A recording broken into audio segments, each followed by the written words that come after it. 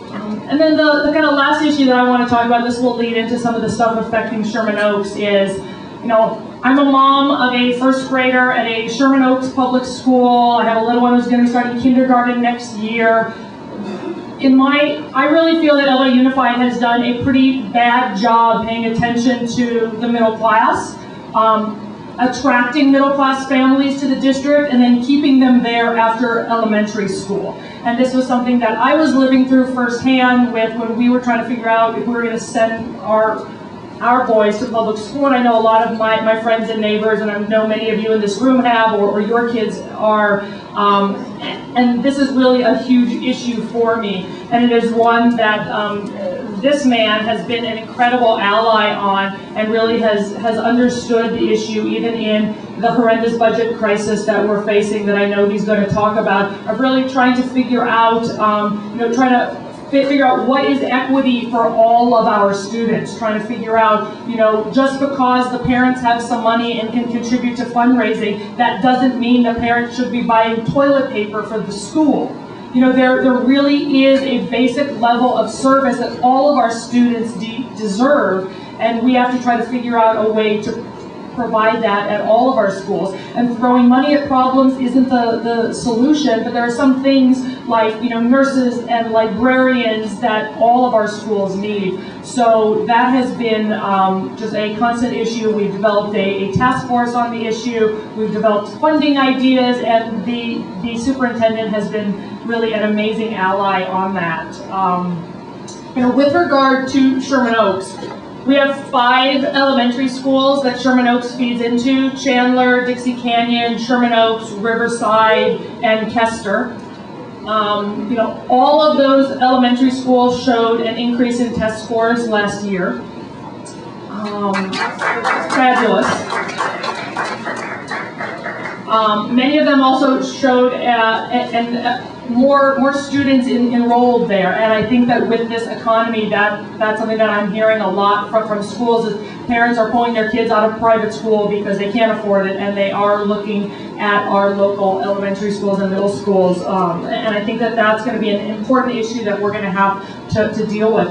Let me also say that one of the other things that's important to Sherman Oaks and to the Valley is getting our fair share of bond money. Because it's important that it's nice that we are building a lot of new schools. It's vitally important for overcrowding. But, our kids here in the Valley, where we're not getting new schools, we have deferred maintenance. We have issues that we would like, air conditioning that works, and new offices, and safety, and new fire alarms, and all sorts of things. So we pulled the statistics, and I'm not going to go through all of them. But Chandler Elementary, we've spent over $3 million there of bond dollars on improvements. Dixie Canyon had over $6 million. Kester had $4.5 million. Riverside, $6 million. Sherman Oaks Elementary had $4.5 million spent there. Milliken Middle School, $9 million. And Grant High School had almost $20 million of bond dollars spent for improvements there. So, and that's something that I've kept an eye on, and I'm frequently arguing to make sure, as do my colleagues who represent the Valley, that we kind of get our fair share. Let me touch upon really quickly Milliken Middle School, which is the middle school that most of Sherman Oaks feeds into. They also had phenomenal test scores and good growth last year. They are a California Distinguished School. They are on the National Schools to Watch list for the second time. They are the highest performing secondary school in the district for math.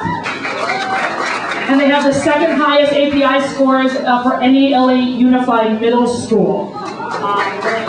And as many of you know, they have a performing arts magnet that's just fabulous, and the school band went to the inauguration and performed.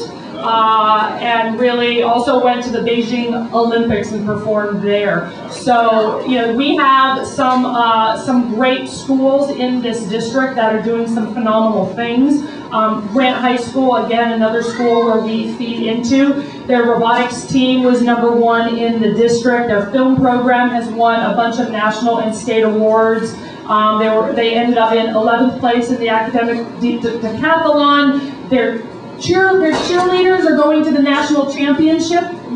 this month, and they have an amazing garden there. I don't know how many of you have seen it, and a butterfly sanctuary that's also won state and national awards. And we recently started, and I know this is probably a question that many of you are going to ask, we recently started something called an infrastructure academy there, which is a class to train kids to do some green water projects, with the idea and the promise that there is at a minimum a summer job with either DWP or the City of Los Angeles at the end of class on water usage and that type of thing. So it's a class they get credit for, but also it's a career training class. So we are trying some amazing things in our schools. To be honest, some of them work and some of them don't. And I will end with the fact that many of you know this, that over the next 15 and a half months, something like that, the district is going to take about a $700 million budget cut.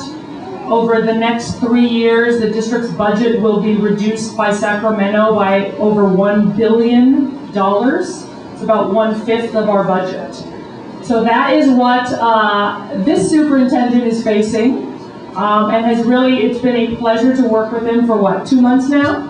For 2 months, and really he came in the eye of the storm. It has been a pleasure to work with someone who is this smart and this dynamic and supportive and really really willing to think outside the box. And he has been handed a crisis of epic proportions. So with that, I will hand him the microphone to talk a little bit about what's going on, and then we'll open up to your questions. Thank you.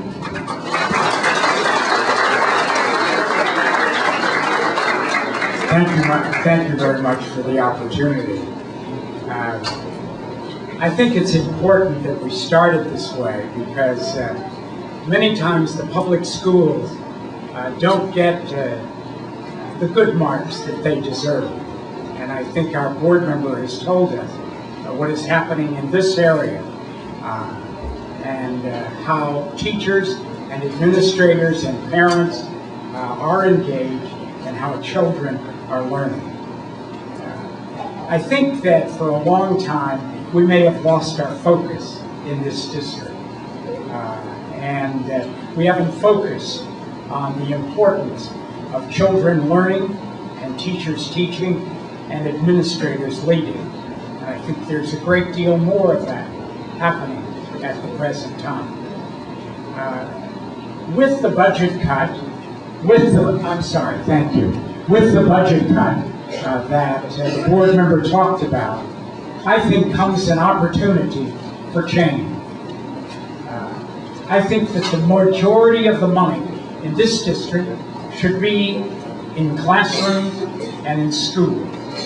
And I want you to know that we do have a bloated bureaucracy at Boca. And I want you to know I will be recommending to the board a reduction in the neighborhood of 1,500 employees from the central office and a focus on the students. I will be recommending to the Board of Education on the 31st cutting the local districts in half. Yay! We talk about bureaucracy, and we think of bureaucracy as negative. But I want you to know bureaucracy can be positive too. If we did not have people making sure that people got their checks, that got their welfare, their health benefits, things would not happen. Those are bureaucrats, and they're good bureaucrats. So we need to be sure that when we talk about getting rid of all of those bureaucrats, that many times those people are the ones who take care of the system.